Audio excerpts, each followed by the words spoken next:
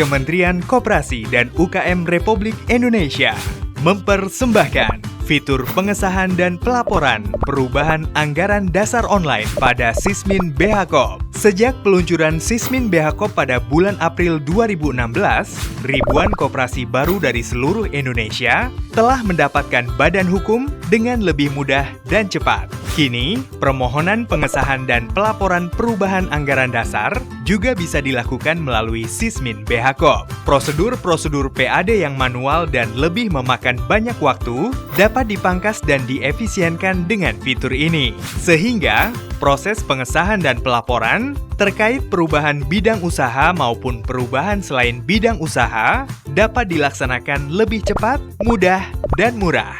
Untuk melakukan permohonan pengesahan atau pelaporan perubahan anggaran dasar online, seperti pada pengesahan badan hukum, notaris mengakses sistem dengan mengarahkan browser ke URL sisminbhkop.id. Selamat datang di tutorial perubahan anggaran dasar online, Sistem Administrasi Badan Hukum Koperasi, Kementerian Koperasi dan UKM Republik Indonesia. Seperti pada pengesahan Badan Hukum Koperasi, perubahan anggaran dasar online dapat diakses dengan URL sisminbhkop.id.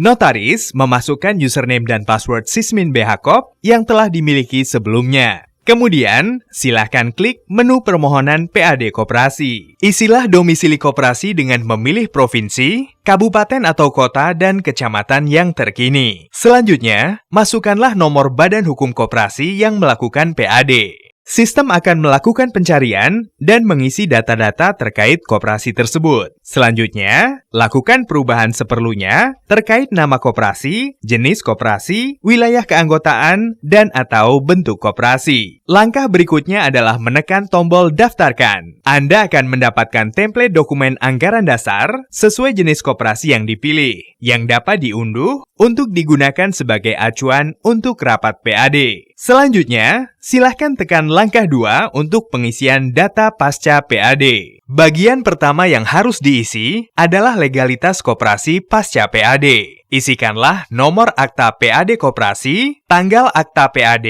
NPWP, unggah scan akta PAD atau pernyataan keputusan rapat, unggah scan surat pengantar dinas, unggah scan buku daftar anggota, halaman pertama dan terakhir, dan unggah akta dan SK perubahan sebelumnya, dan atau akta dan SK pendirian. Pada bagian berikutnya, masukkanlah alamat terbaru koperasi. Bagian selanjutnya yang harus diisi adalah rapat anggota untuk perubahan anggaran dasar koperasi. Masukkanlah nama koperasi lama, tanggal rapat, alamat rapat, dan jumlah peserta rapat.